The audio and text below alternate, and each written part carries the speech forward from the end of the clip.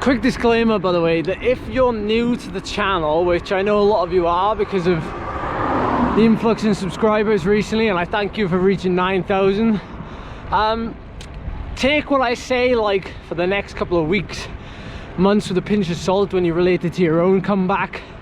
My capacity to get back where I was, or at least get close to it again in however long it takes me to get there.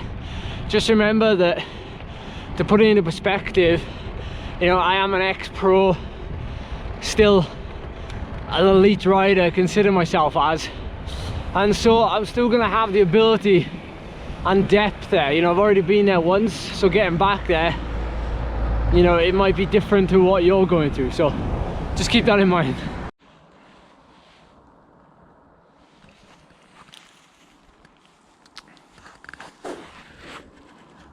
How about that? The outside world, it's a wonderful thing.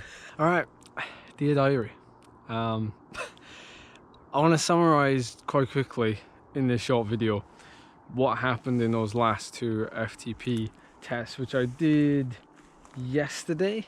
I did a 20-minute test, and then the day before I did a ramp test. Now, obviously those of you that know me probably would have guessed that I wouldn't have done as well in the ramp test as I did in the 20-minute test. You know, it comes down to physiology, personal preference, and things like that. So I went into the ramp test not really knowing what I would do, and it was why I actually chose to do the ramp test as well as the 20-minute test, because usually, like at any given time during the season, I'd be doing like local 10-mile time trials, not actually that far away from here, and doing them, I don't know, maybe twice a month. I'd be doing 10-mile time trials, and those would be about 22-minute efforts, so it would give me a pretty accurate figure as to where my FTP would be, you know, twice a month. But of course, I haven't done an FTP test since, like, I was thinking about this actually, probably September, like beginning of September 2020, and I didn't know what I'd be capable of doing. So if I just went into a 20-minute test, I don't think I would have I either would have overcooked it or undercooked it. Like, I don't think I would have been able to pace it correctly. So the RAM test was just to give me a ballpark figure. The result was 304 FTP. And then the next day, exactly 24 hours after, I did a 20-minute test, and I managed to conclude with 309 watt FTP. And I'll insert a picture on the screen now, but I basically paced it like as well as I could pace it. I know a lot of people like to go off like hard and then kind of ride a steady middle section and then ride the final bit hard. But I always seem to perform best, and again, it's personal preference, but my preference when it comes to pacing it is to always go off like a couple of watts below what I think I can maintain, just so that I've always got something left at the end, because I know that psychologically, if I start a time trial, I got 16k to go, like going hard in the first 2k, there's always like a little bit of a limiter with me. But when I leave something for the last like 3k or the last kind of, you know, 4 or 5 minutes, there's that extra motivation of the finish line, being that it's so close. And when you visualize things as well, so in that moment I was actually visualizing like coming down the final stretch, you know, local time trial course, and visualizing like seeing a rider in front of me on full time trial setup, like disc wheel, everything, and I'm on a road bike, skin suit, road helmet. I'm just burying myself trying to catch my minute, man. Those last like 3 minutes is what I visualize. But yeah, I had a couple of questions like post test, wondering if that was the best way to pace it.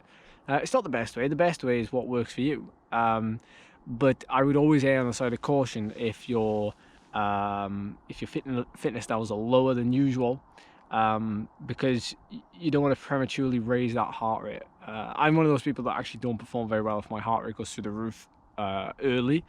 I then struggle to maintain that throughout the whole effort. So yeah, we're going to work with that 309 watt FTP now. So I've come out today for a 90-minute endurance ride. I've got to slowly build up going back outside as well, because of course it's actually -2 today. So I'm gradually adding time in outside. So I've just come down a cycle path because I know it's next to the sea and it's going to be a little bit milder than it is inland. But all's well. Like, I'm pretty happy with those results because, as I've always said, it's about accurate numbers, not better numbers all the time. So yeah, I'm happy with that. Something I probably should have thought about prior to all of this is actually, because I haven't tested since September, I've lost fitness. I've lost fitness ever since September. So what happened was when those hill climb, or when Wales went into that lockdown and I couldn't go to any of the hill climbs it was like from basically the start of October.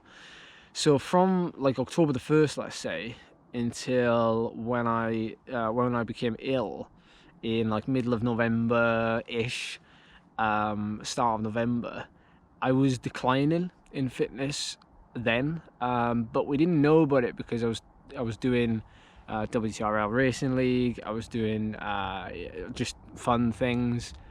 I wasn't testing, like I wasn't pushing myself, I wasn't testing. There was nothing to train for.